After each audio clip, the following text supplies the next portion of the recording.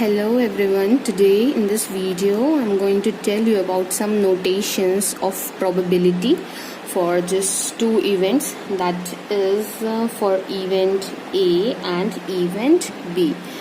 If you suppose that A and B are two events and we ask that both the event occur, then you have to write A intersection B. That means A and B दोनों ही अकर कर रहे हैं। अब वो event आपके कुछ भी हो सकते हैं। आपने इस तरह का डायग्राम देखा होगा जिसमें आपको बोला जाता है कि ये आपका कोई भी इवेंट ए है, ये आपका बी है। सो आपका ए इंटरसेक्शन बी अगर पूछा जाता है तो वो आपका ये पोर्शन होता है जिसमें ए और बी दोनों ही पार्ट्स आपके आ रहे होते हैं।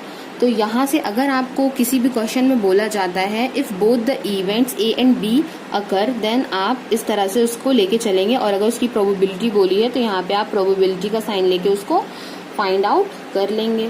अब ऐसे ही हमारा है नन अकर। अगर हम बोल दें कि ना ही ए अकर करे ना ही बी अकर करे, तो उस केस में आपको ए का अपोजिट लेना है, दैट इज ए पे कॉम्प्लीमेंट लगा है मतलब ए अकर नहीं कर रहा है, intersection B complement that is B भी अकर नहीं कर रहा है। तो ये हो जाता है केस नन अकर का।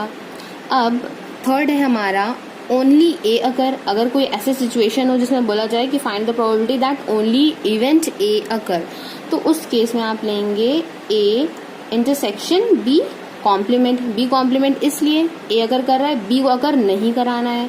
अगर इसी तरह से आपसे बोला जाए कि ओनली बी अकर, तो उसमें आप कर देंगे ए कॉम्प्लीमेंट इंटरसेक्शन बी हो जाएगा। तो इस केस ये तो आपको समझ में आ ही रहा होगा। अगर बोलता है एग्जैक्टली वन इवेंट अकर, तो exactly one occur that means हो सकता है कि ए अकर कर रहा हो, देन आप यूनियन का साइन लगाएंगे। उसके बाद दूसरा केस ये भी बन सकता है ना कि ए अकर ना कर रहा हो, बी अकर कर रहा हो। तो ए अकर नहीं कर रहा है तो उसके लिए ये हो गया, बी अकर कर रहा है देन उसके ऊपर हमने कॉम्प्लीमेंट नहीं लगाया है। इसको हम इस तरह से भी डिनोट करते हैं ए डेल्टा बी। कहीं पे भी आपको डेल्टा का साइन दिखे इसका मतलब ये होगा कि एग्जैक्टली वन इवेंट अकर। अगर बोला जाए कि एट लीस्ट वन अकर, तो एट लीस्ट के केस में आपको लेना होता है A union B. That means या तो ए अकर कर रहा होगा या फिर बी अकर कर रहा होगा, दोनों में से एक इवेंट ही अकर कर रहा होगा।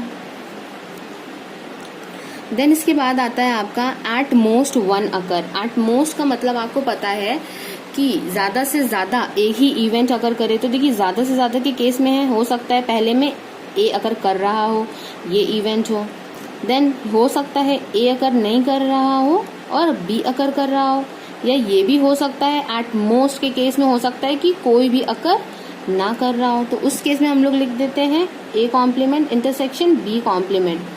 तो एट मोस्ट से आपको समझ में आ रहा होगा कि ज्यादा से ज्यादा एक अकर करे या फिर कुछ भी अकर ना करे।